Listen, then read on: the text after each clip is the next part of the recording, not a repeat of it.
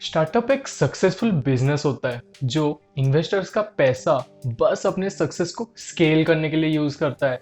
एक स्टार्टअप तभी सक्सेसफुल होता है जब वो प्रॉफिटेबल हो और दूसरा जब लोगों को उसका प्रोडक्ट पसंद आए। स्टार्टअप एक ऐसी कंपनी होनी चाहिए जो इन्वेस्टर्स का पूरा पैसा बिना यूज किए भी सरवाइव कर सके। What is a beautiful people, मैं हूं आपका दोस्त, आपका भाई Saurabh.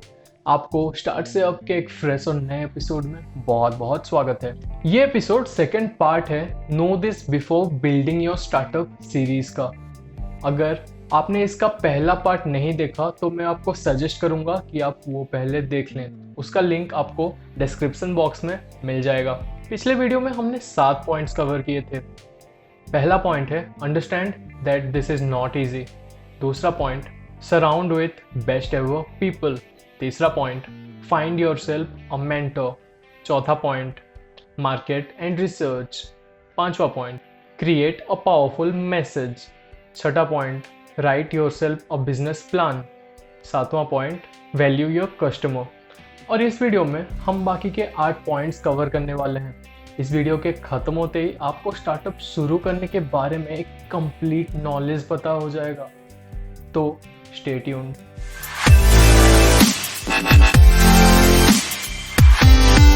Point number 8. Do your day job if possible and know when to take the call to go for the full time. ये आपके सेक्टर के ऊपर डिपेंड करता है कि आप ये कर सकते हो कि नहीं, बट मैं ये सजेस्ट करूँगा कि आप इनिशियल डेज में अपना जॉब कंटिन्यू रखें। बिकॉज अगर आप जॉब कंटिन्यू रखेंगे तो ये आपके कॉस्ट को कवर अप करने में हेल्प करेगा उस टाइम में जब आपका स्टार्टअप प्रॉफिटेबल ना हो, जो आपका स्टार्टअप एक इनिशियल स्टेज में हो। पर आपको ये भी पता होना चाहिए कि कब आपको अपना डे टाइम जॉब क्विट करना है और आपका पूरा टाइम अपने स्टार्टअप को देना है ताकि आपका स्टार्टअप ग्रो कर पाए। बहुत से स्टार्टअप्स ऐसे होते हैं जो बहुत प्रॉमिसिंग होते हैं पर वो कभी ग्रो नहीं कर पाते। पता है क्यों?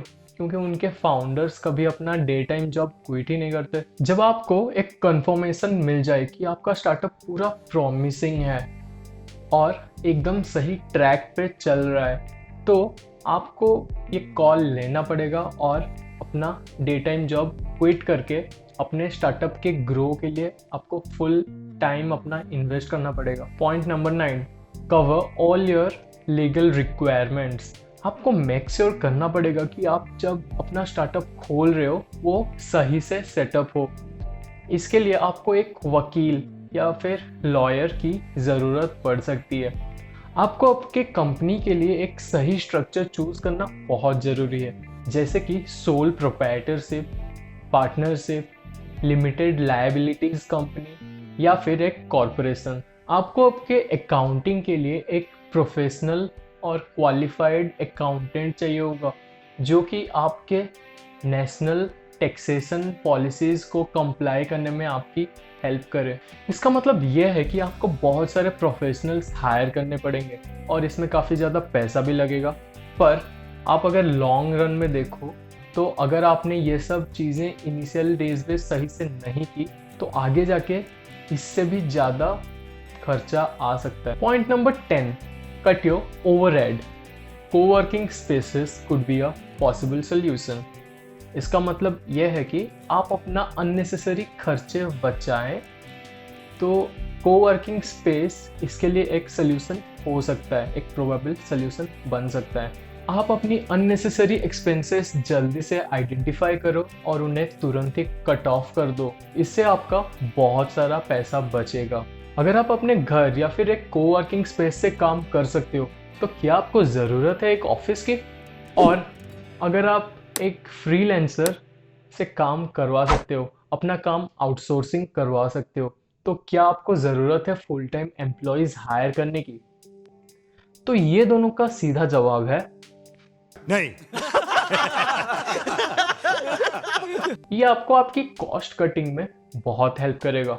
कोवर्किंग स्पेसेस और बिजनेस हब्स आपके लिए बहुत फायदेमंद हो सकते हैं, जैसे कि आप वहाँ पे मेंटरिंग पा सकते हो, आप एक अपना नेटवर्क बिल्ड कर सकते हो वहाँ पे, आप वहाँ पे फ्रीलांसर्स को मीट कर सकते हो जो कि आपके शायद काम भी आ जाए, और क्या पता आप वहाँ पे एक अपना पोटेंशियल क्लाइंट ही ढूंढ लो। We never know. Number 11, focus on what you are good at and delegate what you are not. ये जानना बहुत ज़रूरी है कि आप किस चीज़ में स्ट्रांग हो, आपकी स्ट्रेंथ्स क्या है, आपकी स्किल्स क्या क्या है।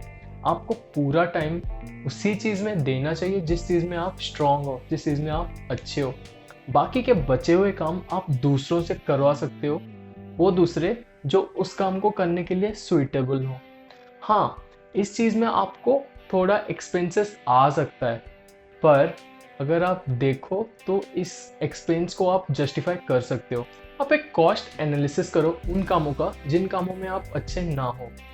ये कंसिडर करो कि अगर आप वो काम करेंगे जिसमें आप अच्छे ना हो तो उसमें कितना टाइम लग जाएगा, और उतना टाइम अगर आप दो उन कामों में जो काम आपको अच्छे से आती है तो आप कितने पैसे बना सकते हो। शायद कुछ ज़्यादा ही बना लो। अगर ऐसा है तो अच्छा ही होगा अगर आप अपना वो काम जिसमें आप अच्छे नहीं हो उसको आप आउटसोर्स करवा दो, आप किसी फ्रीलांसर से वो काम करवा दो, तो ये आपको एक लॉन्ग रन में प्रॉफिटेबल साबित हो सकती है। Point number 12, be a respected voice in your field. इसका मतलब आप अपने फील्ड में एक ऐसा वॉइस बनो जिसे लोग माने। बहुत से तरीके हैं कस्टमर्स पाने के लिए, और जब से ये कंटेंट मार्केटिंग वाला कॉन्सेप्ट आ गया है तब से बहुत इजी हो गया है कि ऑनलाइन आप अपना एक्सपर्टाइज शो करके आपकी फॉलोइंग्स बढ़ा सकते हो।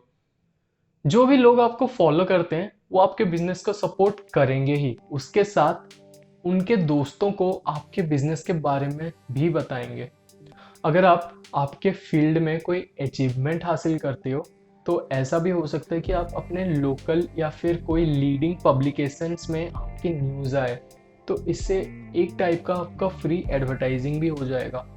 आप अपनी कंटेंट ब्लॉग्स के फॉर्म में, वेबिनार के फॉर्म में, या फिर सोशल नेटवर्किंग साइट्स में, या फिर कोई इंडस्ट्री वाले इवेंट्स अटेंड करके प्रेजेंट कर सकते हो। ये आपका फ्री एडवर्टाइजमेंट करवाएगी और आपको ज़्यादा से ज़्यादा बिजनेस ला के देगी। Number 13, know what options do you have to get investments. एक स्टार्टअप को चलते रहने के लिए बहुत सारे फंडिंग की ज़रूरत पड़ती है, और शायद इनिशियल फेजेस में आपके पास उतना फंडिंग ना हो, तो आपको एक इन्वेस्टर की ज़रूरत पड़ सकती है। तो आप ये जानने की कोशिश करो कि आप कहाँ कहाँ से फंडिंग रेज कर सकते हो, आपके पास क्या क्या ऑप्शंस है फंडिंग के लिए। आप अपने फ्रेंड्स या फैमिलीज के साथ शुरुआत कर सकते हो।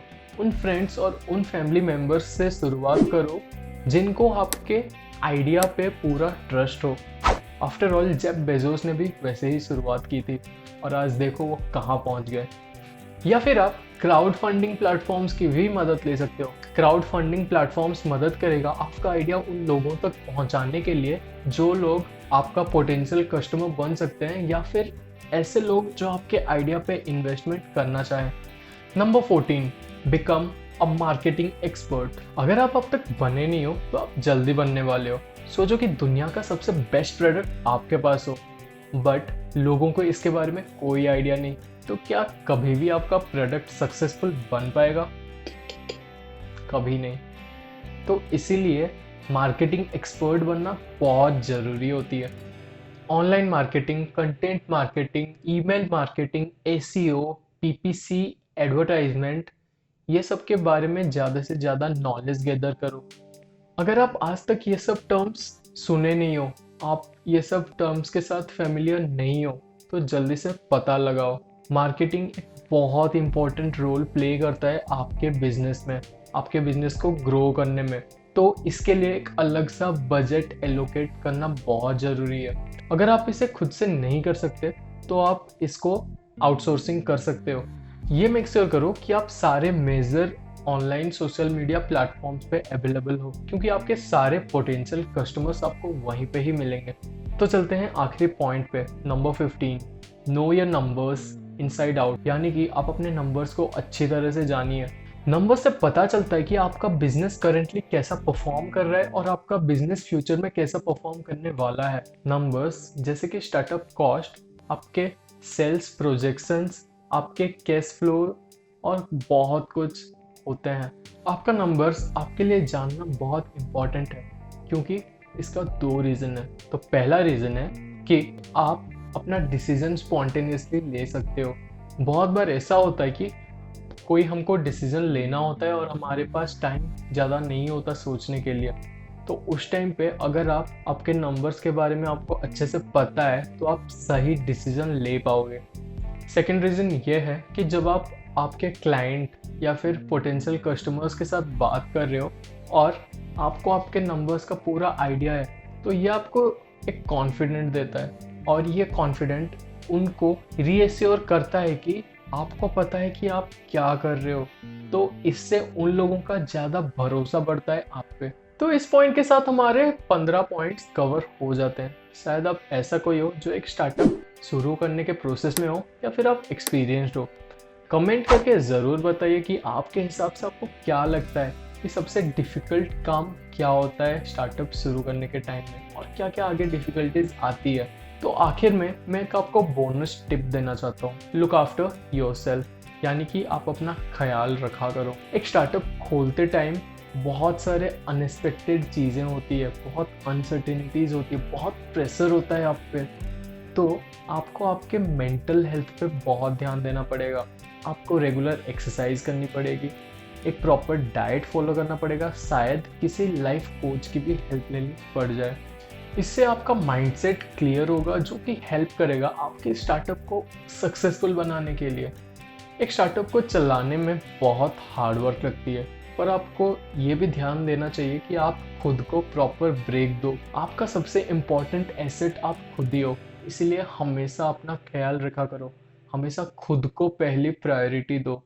Thank you for watching my video. See you.